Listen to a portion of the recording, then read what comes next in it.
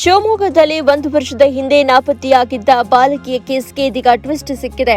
2025ರ ಮೇ 18ರಂದು ಅಪ್ರಾಪ್ತ ಬಾಲಕಿ ಮನೆಯಿಂದ ಎಸ್ಕೇಪ್ ಆಗಿದ್ಲು. 1 ವರ್ಷದ ಬಳಿಕ ಕಿಡ್ನಾಪ್ ಕೇಸನ್ನ ಶಿಕಾರಿಪುರ ಟೌನ್ ಪೊಲೀಸರು ದಾಖಲಿಸಿಕೊಂಡಿದ್ದಾರೆ.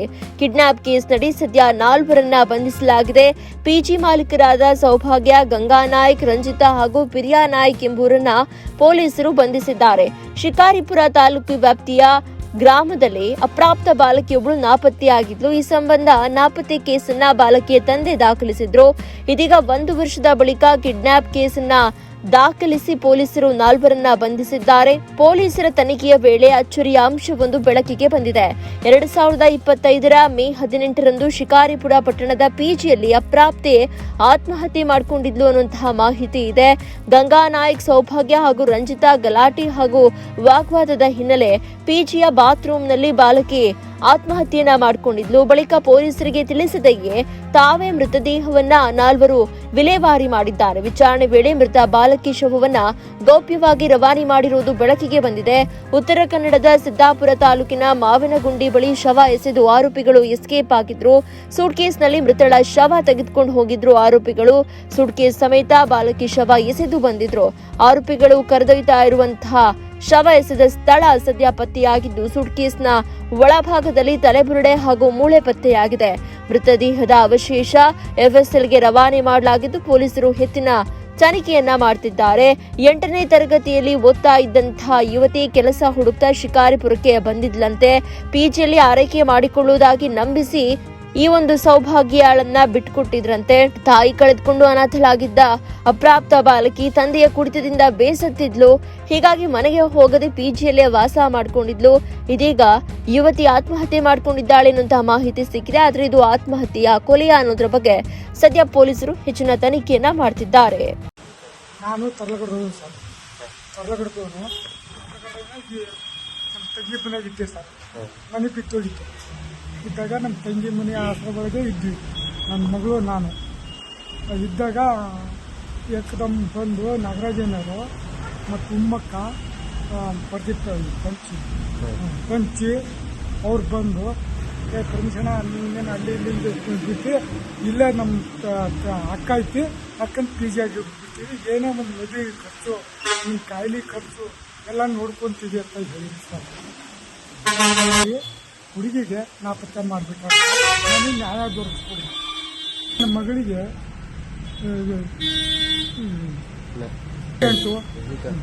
ಪೇಷಂಟ್ ನಾನು ಕಾಯಿಲೆ ಟಿ.ವಿ ಕಾಯಿಲೆ ನನಗೆ ಎಲ್ಲೂ ಅಡ್ಡಾಡೋಕ್ಕಾಗಿ ಕಲ್ತಿಲ್ಲ ಸರ್.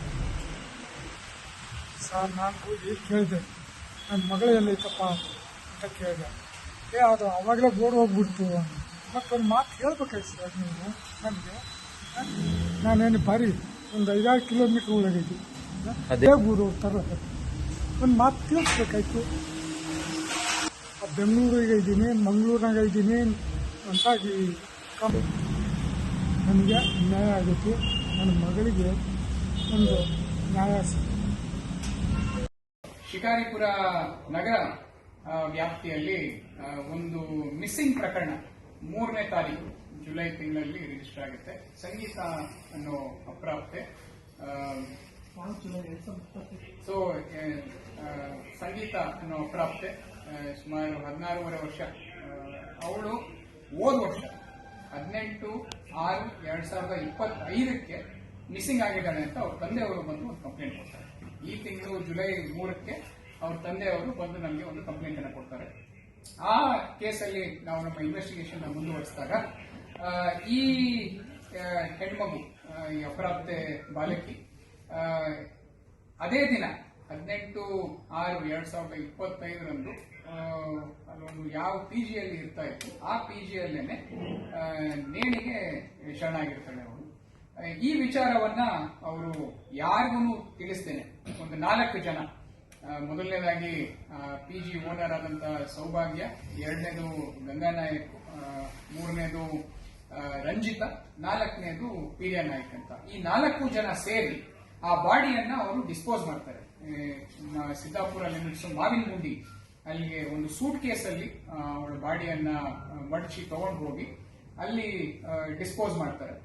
ಡಿಸ್ಪೋಸ್ ಮಾಡಿದ ನಂತರ ಅದ್ರ ಬಗ್ಗೆ ಒಬ್ರಿಗೊಬ್ರು ಬೇರೆ ಎಲ್ಲೂ ಮಾತಾಡೋದು ಬೇಡ ಅಂತ ಹೇಳ್ಬಿಟ್ಟು ಇದ್ರ ಬಗ್ಗೆ ಎಲ್ಲೂ ಆಚೆ ಪ್ರಸ್ತಾಪ ಆಗ್ಲಿಲ್ಲದಂಗೆ 1 ವರ್ಷದ ಗಟ್ಟಲೆ ಅವ್ರು ನೋಡ್ಕೊಂತಾರೆ. ತದನಂತರ ನಾವು ಇನ್ವೆಸ್ಟಿಗೇಷನ್ ಅನ್ನ ಮುಂದುವರಿಸಿದಾಗ ಈ ಅವಳದು ನಾವು ನಮ್ಮ ಟೆಕ್ನಿಕಲ್ ಎವಿಡೆನ್ಸ್ ಅಲ್ಲಿ ಅವಳು 1 ವರ್ಷದಿಂದ ಫೋನ್ ಯೂಸ್ ಮಾಡಿರೋದಿಲ್ಲ ಅಂತ ನಮಗೆ ಗೊತ್ತಾಗುತ್ತೆ. ಅದನ್ನೇ ನಾವು ಮುಂದುವರಿಸ್ತಿ ಹೋದಾಗ ಕೊನೆಗೆ ಯಾರ ತರ ಮಾತಾಡಿದ್ರು, ಈ ರಂಜಿತಾ ಅನ್ನೋರು ಜೊತೆ ಅವರು ಕೊನೆ ಹಿಂದೆ ಮಾತಾಡಿದ್ರು. ಅವ್ರನ್ನ ನಾವು ಒಂದ್ ಸ್ವಲ್ಪ ಎನ್ಕ್ವೈರಿ ಮಾಡೋದಕ್ಕೆ ಶುರು ಮಾಡಿದಾಗ ಈ ಯಾರು ರಂಜಿತಾ ಇದ್ದಾರೆ, ಮತ್ತೆ ಸೌಭಾಗ್ಯ ಅವರಿದ್ದಾರೆ, ಆಮೇಲೆ ಈ ಗಂಗಾ ನಾಯಕ್, ವೀರ್ಯ ನಾಯಕ್, ಈ 4 ಜನನು ಈ ಬಾಡಿ ಡಿಸ್ಪೋಸಲ್ ಇನ್ವಾಲ್ವ್ ಆಗಿರೋದು ನಮಗೆ ಗೊತ್ತಾಗುತ್ತೆ. ಅವಳು ನೇಣು ಹಾಕೊಳ್ಳೋದಕ್ಕೆ ಮುಖ್ಯವಾದ ರೀಸನ್ನು ಈ ಯಾರು ರಂಜಿತಾ ಮತ್ತೆ ಸೌಭಾಗ್ಯ ಅವರು ಒಬ್ರಿಗೊಬ್ರ ಬಗ್ಗೆ ಸ್ವಲ್ಪ ಚಾಡಿ ಹೇಳೋದನ್ನ ಈ ಅಪ್ರಾಪ್ತಿ ಅವರು ಮಾಡಿರ್ತಾರೆ. ಆ ವಿಚಾರ ಇವ್ರ ಮುಂದೆ ಅವ್ರಿಗೆ ಹೇಳೋದು, ಅವ್ರ ಮುಂದೆ ಇವ್ರಿಗೆ ಹೇಳೋದು. ಇದನ್ನ ಪ್ರಶ್ನೆ ಮಾಡೋದಕ್ಕೆ ಈ 3 ಜನ ಸೌಭಾಗ್ಯ, ಆಮೇಲೆ ಗಂಗಾ ನಾಯಕ್ ಮತ್ತೆ ರಂಜಿತಾ 3 ಜನ ಇದ್ರ ಬಗ್ಗೆ ಅವಳಿಗೆ ಕೆಳಗಡೆ PG ಕೆಳಗೆ ಇರುವಂತಹ ಒಂದು ಸಲೂನ್ ಅಲ್ಲೇನೆ, ಬ್ಯೂಟಿ ಪಾರ್ಲರ್ ಅಲ್ಲೇನೆ ಅವ್ರಿಗೆ ತಾಕೀತ್ ಮಾಡ್ತಾರೆ, ಯಾಕೆ ಈ ತರ ಮಾಡಿದ್ಯಾ ಅಂತ ಹೇಳಿ. ಅಲ್ಲಿ ಒಂದು ಮಾತಿನ ಚಕಮಕಿ ಕೂಡ ಆಗುತ್ತೆ, ಅಲ್ಲಿ ಒಂದು ಅಸಾಲ್ಟ್ ಕೂಡ ಆಗುತ್ತೆ ಅವಳ ಮೇಲೆ. ಈ ತರ ನೀನು ಎಲ್ಲ ಸುಳ್ಳು ಹೇಳ್ತಾ ಇದೆಯಾ, ನಾವು ಮರ್ಯಾದೆ ತೆಗಿತಾ ಇದೆಯಾ ಅಂತ ಗಂಗಾ ನಾಯಕ್, ಸೌಭಾಗ್ಯ, ರಂಜಿತಾ 3 ಜನ ಅವ್ರ ಮೇಲೆ ಸ್ವಲ್ಪ ಗಟ್ಟಿಯಾಗಿ ಮಾತಾಡಿ ಅವ್ರಿಗೆ ಬೇಜಾರಾಗ್ಬಿಟ್ಟು ಇಮಿಡಿಯೇಟ್ ಆಗಿ ಮೇಲೆ ಹೋಗಿ ನೇಣಿಗೆ ಶರಣ ಹಾಕ್ತಾರೆ.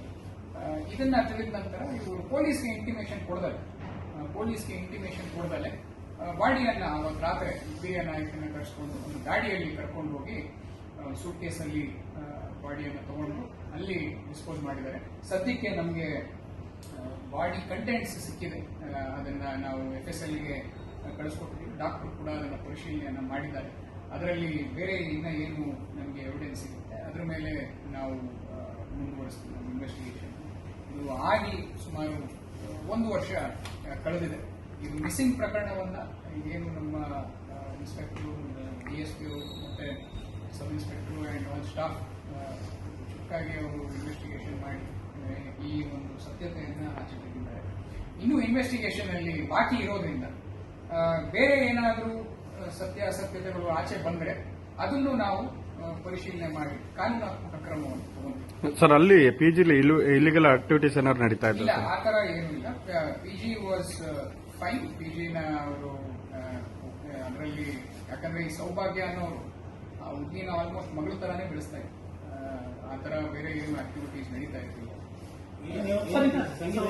ಸೌಭಾಗ್ಯ ಮತ್ತೆ ಗಂಗಾ ನಾಯಕ್ ಮತ್ತೆ ರಂಜಿತಾ ಅವ್ರು 1-to-1 ರಿಲೇಶನ್ಶಿಪ್ ಏನಿದೆ? ಸೌಭಾಗ್ಯ ಮತ್ತೆ ಗಂಗಾ ನಾಯಕ್ ಅವರು ಇಬ್ರು ಮ್ಯಾರಿಡ್.